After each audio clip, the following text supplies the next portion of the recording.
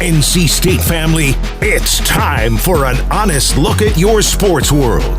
Let's get you hooked up for Pack Therapy, presented by First Horizon Bank. Here are your hosts, Tim Donnelly and Wolfpack football legend Mike Glennon.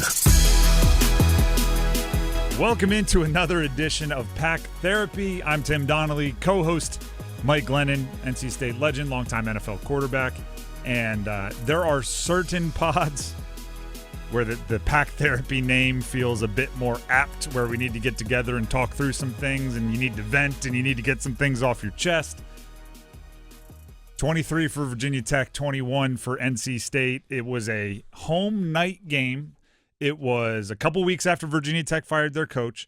It was the same week that Virginia Tech was kind of crushed in the transfer portal, with players, contributors deciding they were going to leave. There were threats of on Twitter from a lawyer that they are going to sue Virginia Tech to still get paid all of their NIL revenue share, even if they opt out and want to quit the rest of the season for Virginia Tech.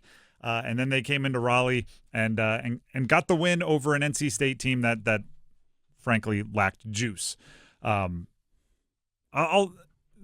This is the Pack Therapy of it all. Mike, were we wrong? Just last week or 2 weeks ago, we were asking about raising expectations, and this team, is it one that, maybe our win totals at the beginning of the year were a little low, and we went, yeah. 2 weeks later, how wrong were we for raising those expectations? Definitely wrong. I mean, we went from, again, is this a bowl team to, yeah, this is definitely a bowl team, to let's play Duke and see if this is a team that can contend for the ACC, to now it's back to, are we a bowl team? Bad loss, talk about, Pack Therapy. For me, it was almost like PTSD to my senior year when we lost to a bad Virginia team. And, to kind of get ahead of it, that ultimately led, what I believe, to the firing of Tom O'Brien, and Dave Doran took over. So that was the thoughts going through my head. The optics of it were just really bad. Maybe Virginia Tech's a better team than we think, and Brent Pry, the old coach, was the problem. But you cannot lose at home to a team that got down, 28-0 to ODU at home and fired their coach. Like, that kind of stuff just can't happen.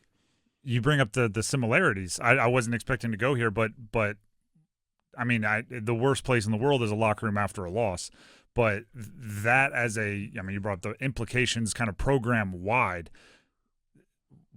If you, at the risk of, you used the term PSD or PTSD, at the risk of asking you to walk right back down into those memories, how do you respond to that? What is what do you need to go from a game like that to maybe, we've seen Dave Doran do it a bunch of times, saving his kind of place in the program with a streak at the end of winning games you shouldn't. Yeah, I think you're hungry to get back out on the field because you have a bad taste in your mouth. And unfortunately, I don't know if Campbell's a good or bad thing, because it's even if we win, it's never going to feel good enough against it. You almost want to go against a good quality opponent to get that bad taste out of your mouth. But, I think the players know what's at stake. The coaches know what's at stake. And they're just going to have to rebound and finish the season. They're going to have to win a lot of games in this back end to show, that everyone belongs for the future, because when there's, coaching changes, that affects the players, especially in the transfer portal world. Kind of feels like, in the NFL locker room when you're have a feeling that the coach could be going elsewhere after the season. You're like, man, we got to win, because coach getting fired is not good for any of us here, because the roster turnover gets a lot higher. So, this week against Campbell, I expect them to come out and dominate, but that doesn't exactly paint the picture that's going to be needed for this team. How much, and you were at the game and you watched the game, do the fan thing. You got family and you do that whole deal. I'm up in the media room, which it's weirdly quiet. I've said this before. It stinks if you are somebody that enjoys a game day atmosphere to be in the media. You're not allowed to cheer. Everybody's kind of hushedly talking. But you could tell even where I was, I think it was a solid crowd, right? The night game seemed like everybody was there and ready to cheer. Lack of juice, lack of sizzle, whatever you want to call it, from the fans, or from the players on the field and on the sideline. How much of that is a concern? We're talking the social element of football. I don't know. I see what you're saying with the lack of juice. To me, it was just a lack of physicality. Like, which I think all plays into it. Right? It does, but sometimes you just kind of if you're not excited, you're not bashing heads. You know what I mean? Right, no doubt. But it's like, are they just stronger than us or what? Because the line of scrimmage, particularly on NC State's offense side of the ball, Virginia Tech dominated the line of scrimmage. And I think, to me, that was the difference in the game. Couldn't get Hollywood Smothers going. C.J. Bailey looked more uncomfortable in that game than he had all year. It was the first game that he really got sacked multiple times. And I thought it wasn't just the sacks. It was he started rushing his reads. He wasn't getting all the way. He wasn't letting time for the play develop because I think he felt that pressure, and he just found some checkdowns. But that was the worst the offensive line has played. I would say against ECU kind of felt similar where they kind of dominated up front. But to me, that was the difference in the game. So whether it was juice, effort, or just a lack of physicality, whatever it came from, that to me was the difference in this game. All right, you hit on some of the X's and O's stuff I want to get to. C.J. Bailey, I alternate between, and I think this is what a lot of the fans do. I alternate between thinking he's like a 7-year NFL veteran because he's such an old soul and he does, usually get to the right place with the ball. And then there are moments that remind me, or games that remind me, oh, he's 19 years old and he's like 18 months removed from being in a high school math class. Was he a young quarterback feeling the rush too much? Because there were plays where I thought he could step up, or there were plays where I thought he could trust his offensive line, and he wasn't. But then you have the 5 sacks, and sometimes he is running for his life. And sometimes I think quarterbacks get blamed a little much for like, oh, he's looking at the rush. And I'm like, well, he's gotten hit 7 times today. Like, of course he's looking for the rush. He doesn't want to keep getting hit. Like, where was his awareness as a quarterback? It's, again, easy to say when you're sitting in the stands not feeling the heat. It's way harder to do when you're the one standing in the pocket. You've been hit a couple times, and you feel like, okay, I got to speed everything up. That's part of being a young quarterback. That's also part of you watch NFL veterans on Sundays, and they're going to do the same thing once they start getting hit a bunch. So it's something that you still coach, and hey, stay in there. Unless you have to flush out, then let's give the time play to develop. A lot easier said than done. But to me, this was the first time all year where I felt like C.J. Bailey could have kind of played better than he did. And the numbers actually look pretty good. I mean, he completed, over 75% of his passes and threw 240 yards and 2 touchdowns. But when you go back and kind of watch the tape, it was like he left some yardage out there. He missed a couple throws, and he missed a couple reads that we just expect him to make now. We talked about it a few weeks ago. When a guy's open, he's gotten to the point where we just expect him to make the throw. This was the first time all year where it was like, he missed a few. He also has a problem that you and I never had to deal with, which is he does have some wheels, and I think that's a bit tempting sometimes to just know, hey, if I break contain here, I can go get this myself. So why am I going to sit in the pocket and wait for this guy to uncover and sit in there and take the hit and get the completion when if I just beat this one guy, if I just make this one guy miss, I can tuck it and run. Where we didn't have that decision, right? We were like, I have no choice but to sit here and take this hit and try to get this completion, because if we get outside, it's we're just trying to get that one positive yard so it's not a sack on our offensive line. Yes, that's something I can't relate to. I do think maybe there is some of that, but he's good enough to stay in the pocket too. Like, I think he's kind of got the best of both worlds. But you don't want to tell him, hey, don't use your feet, because he's made plenty of plays this year and last year with his legs. So, again, I think every play you got to treat as its own and not let what happened previously kind of dictate. It's almost like he predetermined sometimes, if my first or second read is not there, I got to get out of here or just get the check down, where we've seen him get to number 4 in the read sometimes and make the play. So something for him to grow on. But to me, the biggest thing is he just has raised the bar. Like, he didn't play a bad game. It was just a bad game for C.J. Bailey. It wasn't a bad quarterback game. It was just our expectations for him are higher now, and that's a good thing. If he plays that exact game last year, we're coming in here going, it's not C.J. Bailey. That was a good C.J. Bailey game. This still was not a C.J. They did not lose this game because of C.J. Bailey. I would say maybe they didn't win it. He could have played better to help them win it, though. I don't want to make this all about quarterbacks, but it kind of happens on this pod. It did feel like a game where if you have like one of those crazy special quarterbacks, it's like, oh, we're not going to play well, yet we're going to have the ball down one score near the end, and the quarterback just has to make 4 throws, and you get the win. And I think a lot of fans were waiting around, almost doing the like, hold, wait, it's coming, and it just didn't get there. Towards the end of the game, when maybe 1 or 2 plays could have won it, what'd you see from him? Yeah, my thought goes to the 4th down. Justin Jolie, it's man coverage. Justin Jolie runs a 5-yard out route. I didn't think it was a great route. I didn't think it was a great throw. It was a little bit behind him. I think Jolie did take all accountability after the game, saying it's not the coordinator, it's not the quarterback. Like, put this one on. At the end me. of the day, it's one-on-one. My guy versus your guy, and you want to win. So people could talk about running the ball there. I don't think it was a bad play call.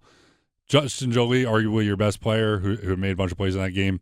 He's got one-on-one where he runs a 5-yard out. It's pretty basic football. I think it needs to be a better route, better throw, and it did hit his hand, so come down with it. Going back to ACC kickoff, I metaphorically, or not metaphorically, hypothetically put the quarterback C.J. Bailey in a must-have. I think I said 3rd down, got to have it, 3rd and 10, where are you going? And the first thing he did was drop a play for Justin Jolie. So you had your guy in the position you wanted, and they weren't able to make it happen. Kind of felt like the game as a whole, right? You had Virginia Tech in a situation that they probably wouldn't have chosen to be in, yet somehow you weren't able to capitalize. You brought up Hollywood Smothers not getting going. Offensive line, and running back, running game, it's all synonymous. So with the offensive line not having the game that we hoped it would have against Virginia Tech, was there something else they could have done to get Smothers going? When the offensive line's getting pushed back the way they did, it's hard to – you can only do so much to scheme it up. I mean, maybe you try to get them involved in the pass game a little more. But to me, that just comes down to, again, was it juice? Was it just strength? Whatever it was, Virginia Tech's defensive line dominated NC State's offensive line, and that's going to make it hard on any running back. So that was the biggest takeaway in the game for me, was NC State's offensive line has to play better for this team to win. You don't want to get too far ahead, right? Campbell this week. If you look at the rest of the schedule, the recruiting rankings are what they are, right? And State fans know you can take a 3-star and have them play like a 5-star and all of those things. But I do think up front, that's where it's the most obvious. Like a 5-star coming out of high school, if you're an offensive lineman, there's a certain amount of like size and power that is a prerequisite, right? You're not going to be a 5-star basketball center if you're 6'6". You're not going to be a 4-star tackle if you're not, 6'4 plus, 300 plus. And you're looking at, for the rest of this schedule after Campbell, Notre Dame, always near the top of recruiting. Miami, Florida State, always near the top of recruiting. Georgia Tech, maybe not always near the top of recruiting, but their identity, their head coach is an offensive line coach, right? Brent Key is that. There's going to be some teams that pride themselves on the trenches and bring some power. How do you fix it, I guess might be the question. If your offensive line's getting pushed around by Virginia Tech, what's the next move? Is it like a pad level thing? Like, are they not playing low enough to the ground, and that's why they're getting driven back? Go to the I don't even know what it's called, the apparatus with the metal thing, and everyone's scratching the top of their helmet, and offensive line are getting mad. Is it a 1-2 thing? Is it a I don't know what exactly it is, but the offensive line coach, the coaches had to find a way to get them to play like they did. I mean, they have shown what they're capable of doing. They played well running the ball against Virginia, Wake Forest, Duke. So it's not like they haven't done Smothers is 4th in the country in rushing yards. Right. Like, it's not a bad rushing offense, which is why I think the Virginia Tech game was so frustrating. Right, and I just think that – so now I would say 3 games the offensive line's played well, 2 games they have not. So getting back on track to figure out what it is, and maybe Virginia Tech has some really good defensive linemen. I don't necessarily think that might be the case, but – maybe they got some guys that we're not aware of. Either way, to your point, Notre Dame's going to have dudes. Georgia Tech, Miami, Florida State. They're all going to have good defensive lines. So again, to reiterate, offensive line is just going to have to play better going forward. This is Pack Therapy. We're going to look at the questions from the fans about coaches coming up next. It's everybody's favorite topic this week, or most talked about topic. We'll get to it next. Back here on Pack Therapy, Tim Donnelly, Mike Glennon, as always. I want to put this out there, and some of you may agree or disagree with this, but I've struggled with this on my afternoon show as well. Before we get into conversations about Dave Doran, I'm kind of intentionally not being super hard or super critical of the defense for State this week. The defensive coordinator, DJ Elliott, was not with the team, and obviously for a absolutely tragic reason. His teenage daughter passed away, losing a 5-year battle with cancer, and I think you that puts you in a blender in a lot of different ways as a defense. 23 points to Virginia Tech, and the way they played, I didn't think was an awful performance by the defense. I think there was some heartbreak in that locker room from guys who wanted to play great for DJ Elliott, like, take your time, we got it from here type stuff. But it's if you think like, wow, this podcast, they really attacked the offense the entire time and didn't – there's a reason, right? It's bigger than football, and if that ended up, giving up an extra touchdown because DJ Elliott wasn't there, I definitely don't want to be the one that was, oh, gosh, that touchdown was the reason, because that's not the right way to go about it. So, looking at the defense, I think it's a lot of the same stuff that we've been dealing with, where Virginia Tech opened up some holes in the run game. Stewart, their running back, who's a wildly inexperienced running back, took advantage of it. Some long runs, obviously, and other than that, they were able to just kind of nickel and dime their way to a win. I think the one thing on the defense that does need to improve is the tackling. Mm-hmm. We've now seen it kind of twice. Against Virginia, they had kind of a smaller, stockier back who they couldn't get to the ground, some big explosive runs. And then again this week against Virginia Tech, given some of those big runs. To me, that was a difference. Look, I finally missed my if-then. Yeah. And I said 24 points. If they hold them on 24 points or less, NC State wins. 23 points is you're expecting your offense to put up more than that. So was the defense perfect? No. Do they need to tackle better? Yes. And then there was a few good plays by Kyron Jones that kind of running around, throwing a ball up and made a play. You take away those plays, I actually think the defense played pretty well. And as you mentioned, obviously dealing with a lot with what's going on with DJ Elliott. So would have been great to see a win for him and for this defense. But to me, this loss isn't on the defense as much as it is the offense. Kean Sloan, Sebastian Harsh each got a sack. Those two guys, they're simultaneously introducing themselves to State fans and becoming like the two you can depend on for State fans. And I think Harsh was the one that ran down the running back. Yeah. Which reminded me of Peyton Wilson. Did you see Peyton Wilson? I did. If you haven't seen it, Peyton Wilson put the obviously former State great, put the fastest GPS time of a linebacker since they started tracking GPS times in the NFL, while chasing down Jordan Addison on what would have been a long touchdown for the Minnesota Vikings. And if you want to, this is the coaching point. If I'm Dave Doran and I'm using Peyton Wilson as a coaching point this week, I'm playing that.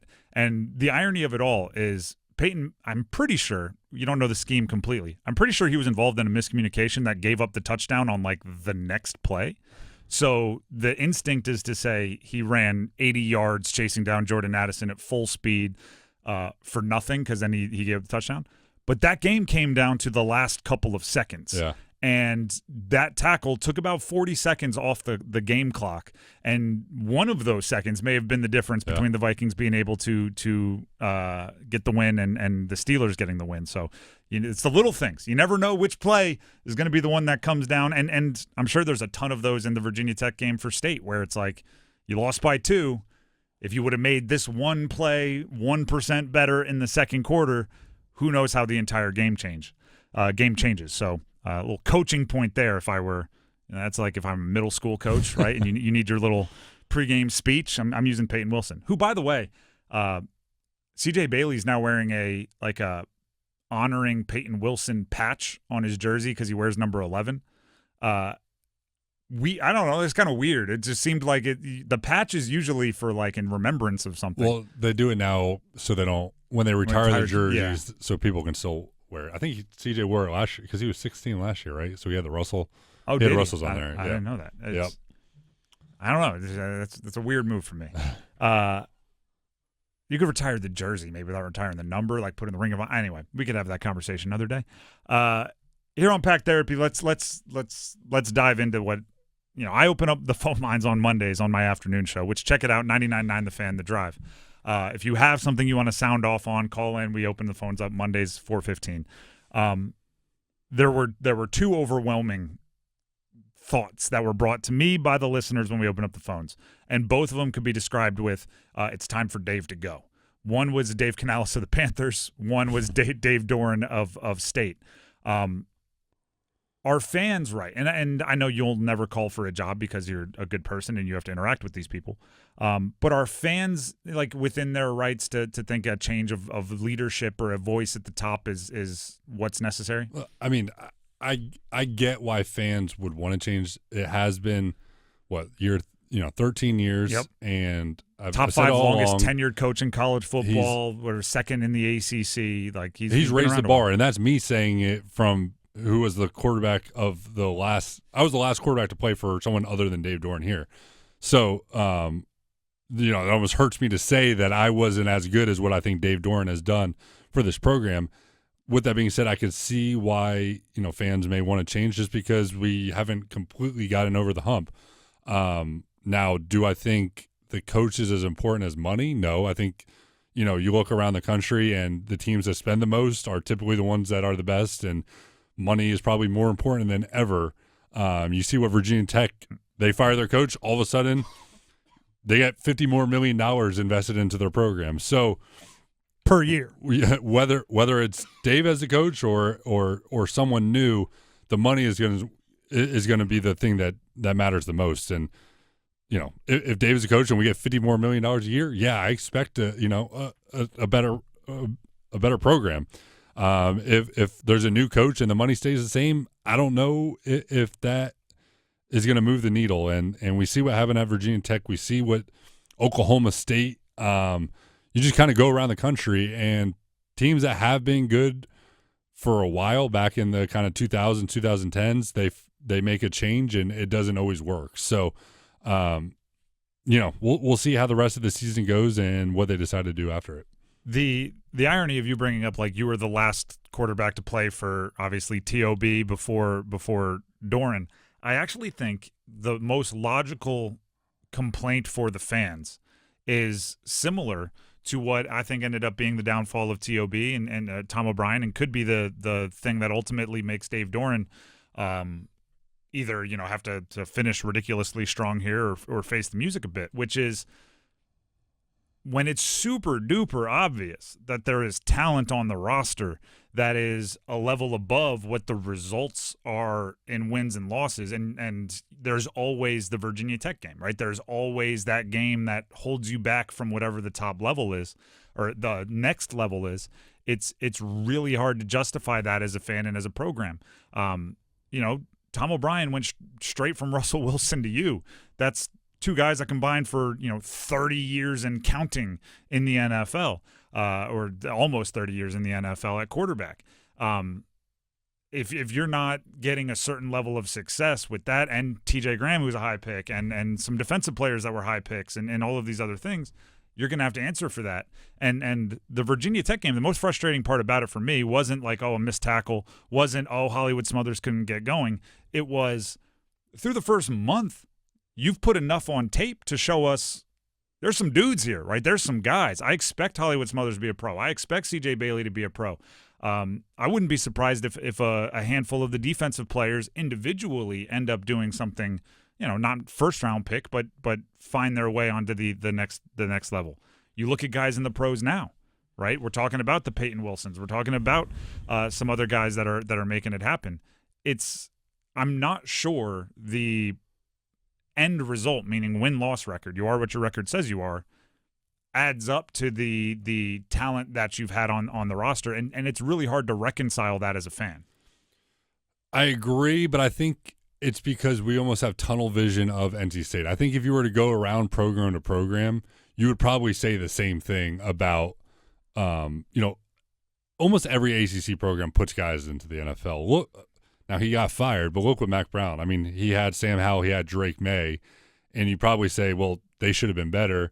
Now he did get fired, yep. But I think every team in the ACC kind of they just think about their players. They don't think about what everyone else is doing as well. Like a lot of teams are putting good players in the NFL, so it's not as easy as just saying, well, we put good players in the NFL, we should win more. I think that's something around the whole country that everyone's putting players. Not everyone, but a lot of these, Power 4 conferences are putting players in the NFL consistently, and they probably feel like they underachieve as well because of that. It's true. I mean, I do think there's Bradley Chubb and Peyton Wilson are two of the best defensive players in decades in college football.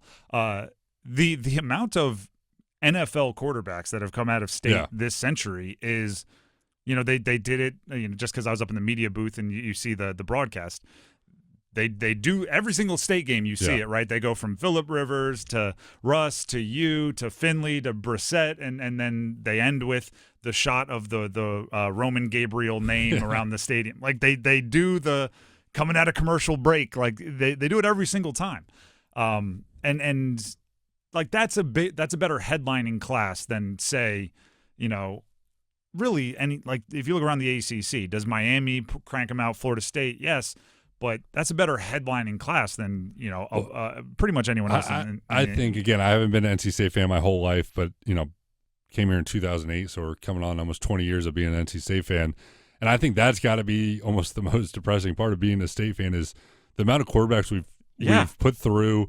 And you mentioned some really good players, some guys that have won basically defensive, the whatever they call it. The Nagurski or the Bednarik, there's a couple of them.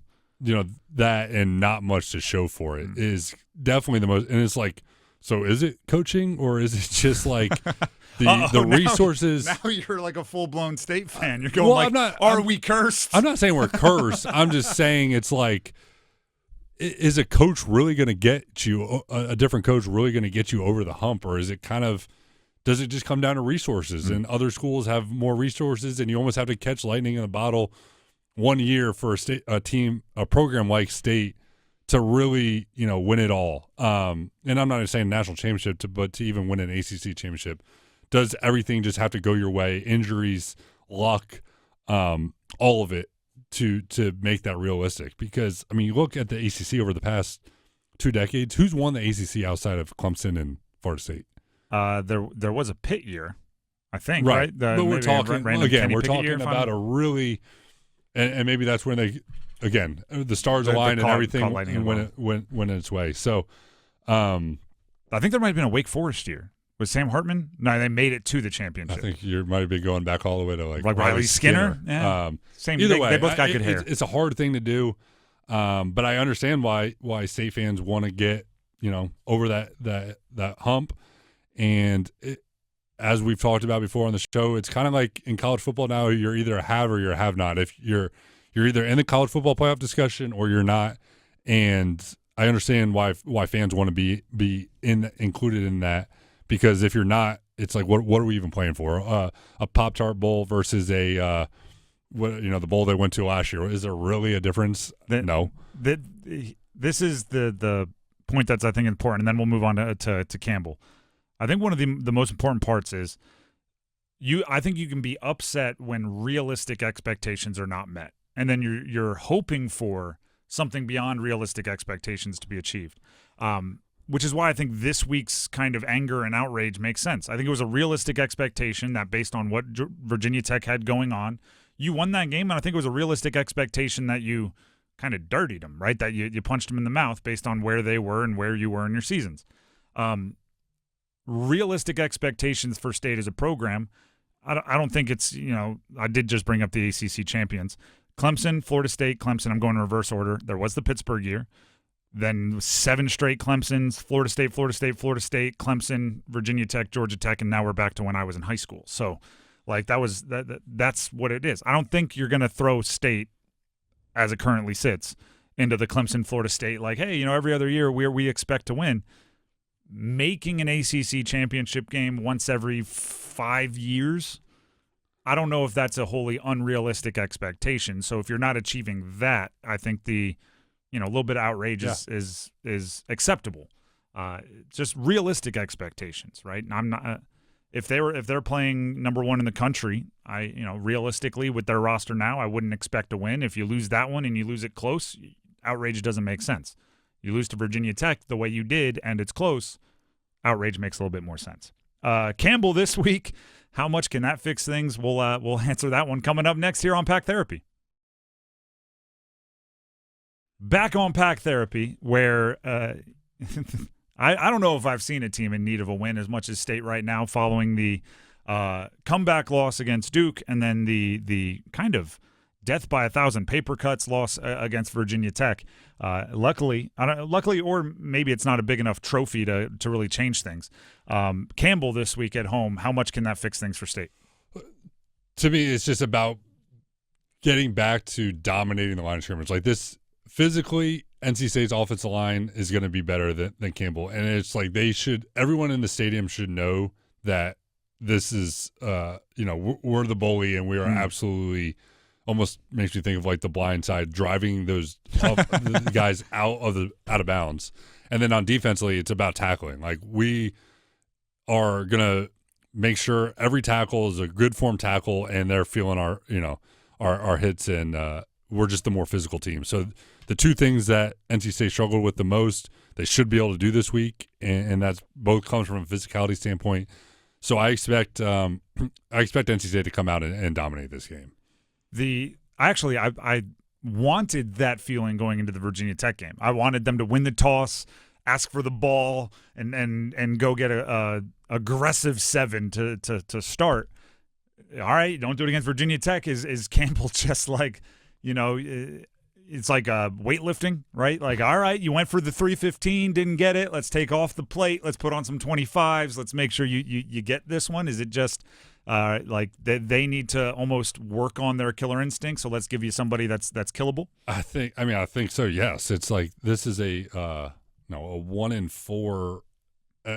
Wait, they are FBS now. Yeah, right? they are FBS. FBS. Yeah. I think it's CAA. My old stomping grounds. Either way, it's like clearly we are the more physically imposing team, and we need to impose our will on you.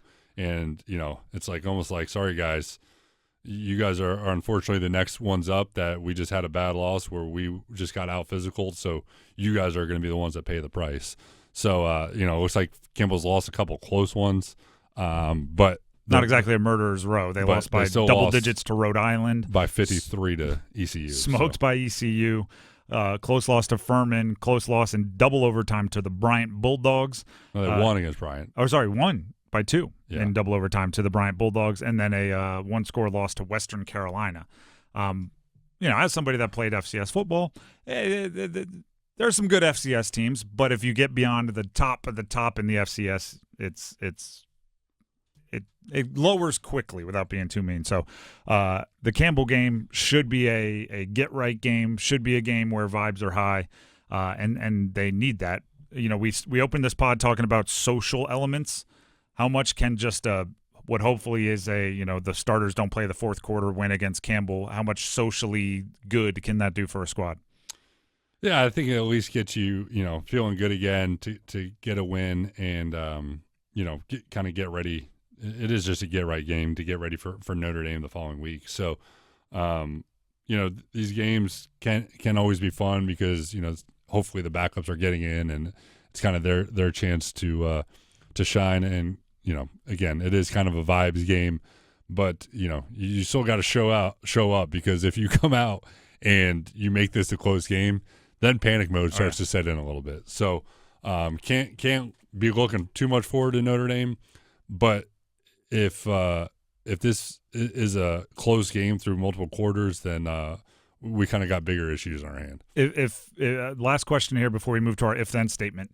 If you're the play caller, if you're Kurt Roper, it happens in these tune-up games. Is there anyone on the offense that you're making sure you get going? Is there Terrell Anderson is kind of working his way into maybe a number one receiver role? Is it Joe Lee? Like, is there somebody who you're going, all right, our starters, if they're cranking, I'm going to have a 3-4 section of plays here on the side that I'm going to make sure I get to get that person rolling because it's important that they're a big part of our offense. Yeah. Is it Noah Rogers? You have to first do Holly Smothers just to get the run game going again. I would like to see Duke Scott get involved. And then receiver-wise, I don't know if you need to force the issue, but I would like to see it probably would be Noah Rogers. I think he's played fine. It just doesn't seem like, every week he's popping out there. It's not like you feel him. It feels like that guy's either Terrell Anderson or Justin Jolie. So if I were to pick one receiver, it would probably be Noah Rogers. All right, I'm changing up our if-then statement here because no offense, it's Campbell, right? I think there's a lot of different ways you could beat Campbell. There's not just one thing that needs to happen. So we'll go if blank happens, then State wins 7 or more games this year. If blank happens in this game or just in general? As far as like big picture stuff here. Look, I think if Hollywood Smothers averages over 100 yards a game going forward. Total or rushing? Rushing. Okay. If that would tell me that the offensive line is playing well, and if Hollywood Smothers is rushing the ball well, probably means C.J. Bailey staying upright in the pocket, and the pass game is working as well. So I think Hollywood Smothers is gonna have to get going like he did in those kind of middle 3 games, and then NC State will have a shot to get that 7-win mark. Gotta love it when the 19-year-old quarterback is as long as the running game gets going, he'll be fine. Passing game will get working. So there's reasons for optimism, even if they were hard to see this past week. That's Pack Therapy. We'll be back next week to break down the Campbell game and get ready for that big one against Notre Dame. We'll see you then.